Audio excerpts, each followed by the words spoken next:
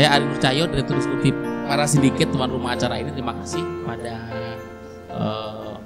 Pak Ikrar Nusa Bakti sudah bersedia hadir menjadi pembicara pada sesi diskusi seri Sindiket Update yang hari ini mengangkat tema soal reshuffle kabinet.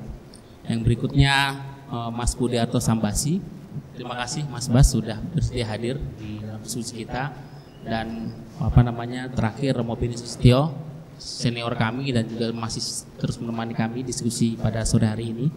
Dan terlebih terima kasih kepada rekan-rekan media, wartawan dan juga tamu undangan yang sudah berkenan hadir pada hadir. Hari ini tema diskusi Sindiket Update pertaruhan reshuffle versus kegalauan Presiden Jokowi. Kita mau melihat bagaimana pertaruhan reshuffle versus kegalauan Presiden Jokowi. Kenapa kegalauan ini nampak ketika teman kita kemarin sore saya lihat media atau kemarin siang ketika Presiden Jokowi membuka rapat paripurna kabinet, semua para menteri hadir, nampak air muka Presiden itu sangat tidak enak, muka dilipat. Dalam perspektif budaya Jawa itu seorang Jokowi yang mukanya dilipat dan ditekuk begitu musam. Pak Jokowi mengatakan kepada para menterinya sambil mengevaluasi, beliau mengatakan politik kita adalah politik kerja, bukan politik rencana, bukan politik rencana dan bukan politik wacana. Jadi politik kerja. Itu menyindir dan juga mengevaluasi. Yang secara hipotetik pernyataan itu kita lihat sebagai sinyal kuat Presiden sedang mengevaluasi para menterinya dan dalam waktu dekat akan melakukan reshuffle kabinet. Tapi persoalan yang paling mendasar dari pemerintahan sekarang adalah Presiden Jokowi nampaknya problem besar ketika setelah reshuffle ini, apakah dia bisa benar-benar menunjukkan melakukan resume power sebagai presiden, sebagai kepala negara dan kepala pemerintahan menghadapi satu tarikan partai politik, entah itu partai politik pendukung dan juga partai politik baru yang mau masuk. Ketiga, tarikan dari para relawan yang juga nampaknya masih bergerilya minta jatah menteri dan kekuasaan di pos-pos lain. Tarikan antara belum lagi tarikan kepentingan, kelompok kepentingan yang ada di sekitar presiden. Jadi kegalauan ini yang mau kita tangkap dan kita besarkan bahwa, tetapi dari diskusi ini kita mau bertitip pesan kepada presiden bahwa Bapak Jokowi, Anda adalah kepala negara, kepala pemerintahan, kekuatan presidensial yang kuat, dan gunakan hak prerogatif Anda secara kuat dan tegas, karena di situ nanti kegaduhan politik yang berlangsung sejak awal pelantikan yang diawali oleh pembelahan partai KMP dan KIH, lalu sekarang malah ketika itu mulai mereda, kegaduhan baru muncul justru di dalam internal kabinet sendiri, para menterinya menimbul kegaduhan di publik. Jadi kegaduhan ini adalah indikasi atau sinyal bahwa kekuatan politik di sekitar presiden nampaknya belum terkonsolidasi secara baik. Nah, momen reshuffle ini seharusnya harus betul-betul digunakan oleh Presiden Jokowi untuk betul-betul resume power tadi, mengkonsolidasikan lagi kekuatan politiknya untuk ke depan. Tinggal waktu yang tersisa, saya pikir kurang dari antara 1,5 sampai 2 tahun lagi efektif pemerintahan sebelum 2019.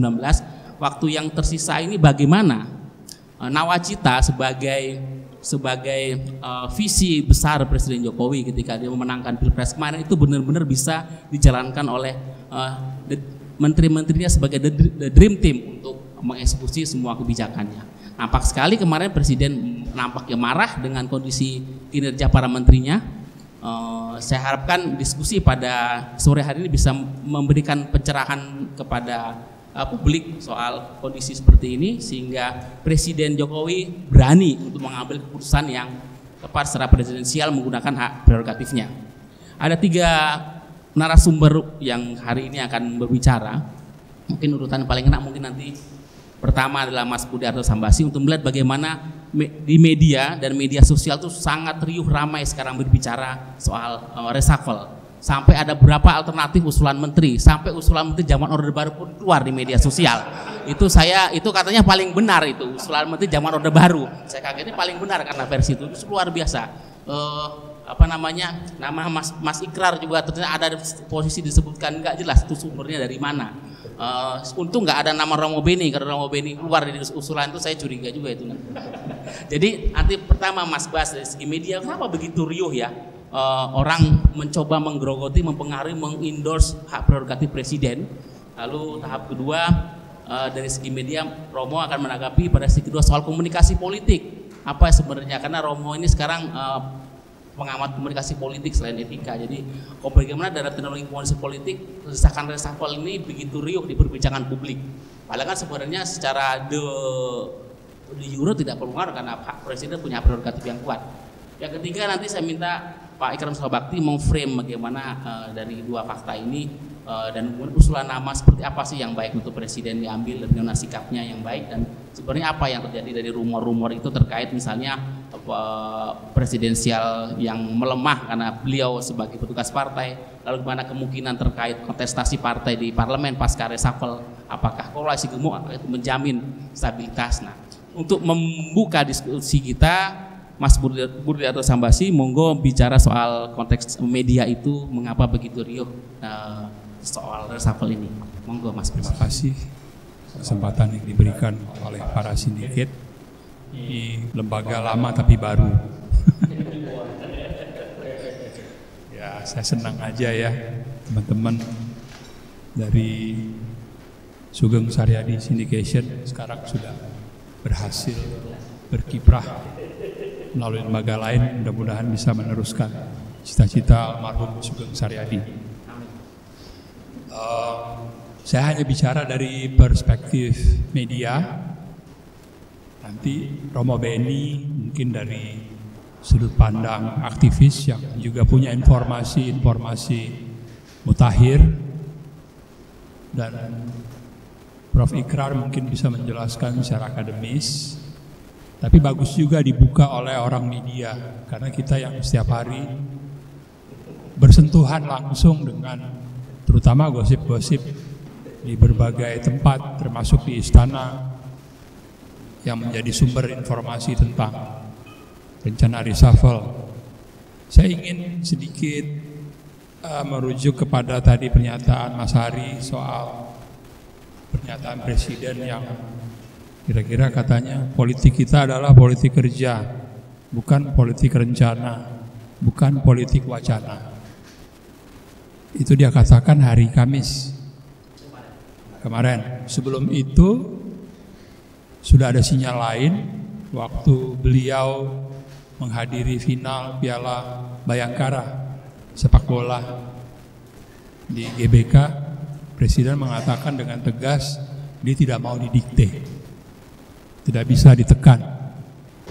Jadi kelihatan memang pertempuran menuju ke reshuffle jadi atau tidak semakin hari semakin membuat Presiden dia galau. Jadi pertanyaan tentang kegalauan itu betul, Mas Hari. Saya ingat sekali isu reshuffle ini mulai panas awal Maret. Jadi sebetulnya sekarang tanggal 8. Udah lama ini sebetulnya, udah sebulan. Dan gelagat menuju reshuffle saya kira semakin hari semakin mendekati kenyataan. Ya, walaupun harus juga dicamkan baik-baik, bisa jadi gak jadi reshuffle. Persis seperti Desember Januari. Akhirnya Presiden karena tadi pernyataan di GBK, pernyataan yang dikutip oleh Mas Hari, akhirnya beliau karena ingin tampil sebagai Presiden yang punya hak prerogatif penuh, akhirnya beliau membatalkan. Untuk apa reshuffle kalau hanya membuat gaduh? Nah, memang dari awal kabinet kerja terbentuk, kita harus ingat satu fitur yang sangat-sangat penting dan cenderung dilupakan banyak pihak, bahwa pembentukan kabinet ketika itu merupakan hasil kompromi politik. Nah, ini yang jauh dari sempurna. Jadi ukurannya kompromi politik. Dan itu tidak akan tercapai 100%. Dengan kata lain, Presiden Jokowi, Wapres JK akan menghadapi situasi yang sama dengan sekarang pada tahun-tahun selanjutnya. Apalagi menjelang berlakunya 1 tahunan pemerintahan pada bulan Oktober. Ini akan terus terjadi seperti ini sampai akhir masa jabatan Jokowi JK. Jadi kita akan menghadapi hal yang sama lagi seperti yang sudah kita hadapi pada bulan Desember, Januari, dan Maret kemarin. Februari itu agak kosong. Agak apa namanya? Sepi dari isu reshuffle. Nah, saya mau menjawab 5 pertanyaan yang menurut saya Mas Hari ini sangat-sangat menarik. Tepat sekali. Yang pertama, wacana reshuffle tadi sudah terjawab. Saya masih kurang yakin Presiden akan melakukan perombakan kabinet kalau terus ditekan. Dan tekanan tersebut memang semakin hari semakin menjadi-jadi. Jadi jangan cepat-cepat, apa istilah bahasa Inggris, hold your breath. Belum tentu loh. Jangan GR dulu. Termasuk. Lalu pertanyaan kedua, apakah reshuffle sungguh menjadi urgensi Presiden? Tidak sama sekali, bukan urgensi. Dia ditekan-tekan terus, dia diganggu terus oleh kegaduhan-kegaduhan. Tapi menurut saya sejauh ini kegaduhan yang terjadi dipandang oleh Presiden sebagai hal yang masih bisa ditoleransi. Belum kiamat kok. Paling ya ribut di Twitter antara Rizal Ramli dengan Sudirman Said, Menko Maritim dengan Menteri SDM. Tapi begitu beliau mengatakan, tolong jangan kegaduhan itu meluber keluar, diam. Jadi untuk apa reshuffle? Kalau hanya untuk merugikan, menimbulkan kegaduhan, membuat beberapa kelompok KIH, KMP, relawan, profesional berebut minta jatah, pada akhirnya ribut. Pada akhirnya reshuffle apapun yang terjadi bukan malah meningkatkan popularitas Presiden, tapi malah membuat dia menjadi pemimpin yang diragukan kredibilitasnya. Kok gonta-ganti melulu, baru 6 bulan, belum sampai 6 bulan ya terakhir reshuffle bulan apa tuh? Agustus, ya belum setahun ya. Lalu pertanyaan ketiga, apakah memang ada kekuatan luar mendesakkan agenda reshuffle? Jelas itu, sangat jelas. Desakan-desakan tersebut bukan hanya terjadi sekarang, tapi pada bulan-bulan sebelumnya memang sudah ada manuver-manuver. Masih ingat PAN fait accompli 5 nama yang disodorkan, termasuk salah satunya anaknya Amin Rais, Hanafi. Itu udah fait accompli. Baru menyatakan dukung pemerintah, lalu diterima oleh Presiden di istana, besok-besoknya nyodorin nama. Belum lagi partai-partai KIH yang tiada hari tanpa tekanan terhadap Presiden. Ini juga penting harus untuk diketahui. Saya kira dalam konteks ini, kalau terjadi reshuffle, kita lihat pola yang terjadi sebelumnya. Reshuffle terakhir itu jilid 2, kabinet jilid 2 itu jadi reshuffle kalau jadi. Yang pertama kita lihat, ini untuk mengukur pola pikir Presiden. Waktu itu Presiden mengganti, ada 6 nama diganti dan dirotasi. Ya, kita lihat nama-nama tersebut. 1, Sekap, Pramono Anung. 2, Rizal Ramli, Menko Maritim.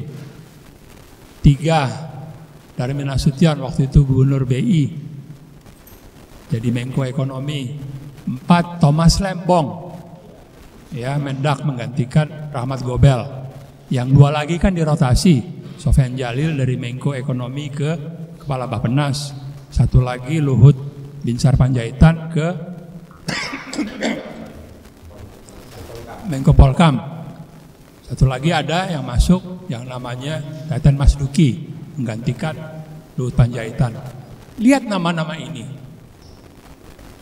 Itu saya kira pertama kalinya presiden ya merasa dia memiliki hak prerogatif hampir 100% untuk menunjuk orang-orang tersebut. Thomas Lembong sekurang-kurangnya itu donatur waktu kampanye. Teten Mas Duki sudah lama dekat dengan presiden sejak beliau Teten menjadi cawagup di pemilihan gubernur Jabar, Pilgub Jabar. Lalu kita tahu juga Rizal Ramli cukup dekat dengan presiden. Jadi kalaupun terjadi reshuffle, saya menduga presiden akan memaksakan orang-orang dia yang bukan dari partai politik. Jadi profesional yang akan lebih dipilih daripada politisi. Tetapi dia harus tetap mengakomodasi kepentingan KIH. Siapa yang akan diberikan prioritas? Kita lihat reshuffle yang terdahulu, satu masuk dari PDIP. Jadi kemungkinan besar kalau jadi reshuffle, PDIP mendapat kehormatan untuk memberikan nama. Jadi memang presiden itu lebih suka orang-orang profesional daripada orang-orang politisi untuk masuk ke kabinet kerja. Dan itu cukup mengecewakan partai-partai. Makanya per hari ini sudah ada pernyataan, kalau nggak salah dari Hanura ya, mulai mereka maneuvering, mereka bilang, wah ini presiden kayaknya nanti kalau reshuffle lebih mengutamakan politisi daripada profesional. Itu saya kira ada semacam tanda kepanikan ya barangkali. Itu pertanyaan desakan sudah terjawab. Sekali lagi, kalau desakan-desakan itu tersebut terlalu berat, beliau tidak akan melakukan perombakan kabinet. Itu keyakinan saya. Lalu yang pertanyaan ke-4 ini tentang konsultasi partai dan kompetisi relawan. Ini saya kira nanti Romo Beni bisa memberikan perspektif dari dari sebagai yang mengamati relawan, banyak bergaul. Tapi kalau dari partai saya kira sekali lagi PDIP akan mendapat kesempatan atau privilege yang cukup besar untuk masuk ke kabinet kalau reshuffle terjadi. Itu yang paling signifikan. Lalu pertanyaan kelima ya tentang kegalauan presiden. Ya jelaslah galau kalau posisi seperti ini.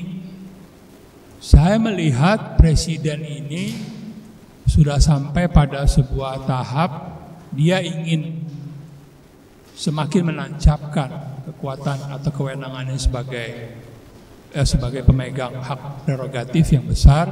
Tapi di lain pihak kelihatannya memang desakan-desakan tersebut dari partai terutama sudah semakin ganas, semakin sulit dikontrol. Jadi ini sekarang bukan hanya partai-partai yang di KIH, tapi juga partai-partai KMP. Makanya ada spekulasi presiden akan merombak kabinet setelah selesainya P3 istilahnya muktamar hari ini dimulai dan Golkar Kongres 7 Mei. Jadi makin tertundalah yang namanya reshuffle tersebut. Saya kira itu sementara ya. Jadi kita jangan terlalu berharap akan ada reshuffle. Kalaupun terjadi reshuffle, saya percaya nama-nama yang disebut itu mungkin gak lebih dari 5. Kalaupun itu terjadi. Dan dari 5 tersebut, sebagian dirotasi. Jadi ini minor reshuffle. Intinya hanya ingin memuaskan ambisi dari kelompok-kelompok partai-partai, kepentingan-kepentingan termasuk relawan. Dan presiden tahu persis apapun yang dia lakukan dalam perombakan tidak akan mencapai yang namanya kompromi politik 100%. Tetap akan terjadi simpang siur, kegaduhan, dan pada akhirnya yang rugi presiden sendiri. Dia yang mengganti, akhirnya dia yang terkena getahnya. Yang lain menteri-menteri ya selamat-selamat aja. Itu sekarang logika presiden. Baik, saya nggak usah bikin pergantian kabinet atau menteri, untuk apa? Jadi pertanyaan itu untuk presentasi saya. Terima kasih Mas Ari, terima kasih semuanya. Ya, terima kasih Mas Bas. Jadi kunci saya highlight dari Mas Bas tadi, reshuffle ini lebih membawa manfaat atau mudarat. Jadi jika lebih membawa manfaat, jika reshuffle jadi, itu pun reshuffle-nya terbatas dan orang-orangnya pun bisa diidentifikasi adalah orang-orang kepercayaan presiden. Karena filosofi Jawa ini, presiden ini harus mendekati ini orang Jawa, bukan orang Solo, Jawa. Jadi orang Jawa itu punya karakter, saya Jawa juga soalnya. Jadi kalau saya semakin didorong-dorong, semakin ditekan, didikte, justru saya mundur. Tapi kalau saya dibebaskan, diberikan ruang, saya akan ambil itu. Jadi kira-kira filosofi ini, dan tampaknya presiden punya karakter itu, semakin didorong, semakin didikte, semakin ditekan-tekan, justru akan hal sebaliknya yang akan diambil.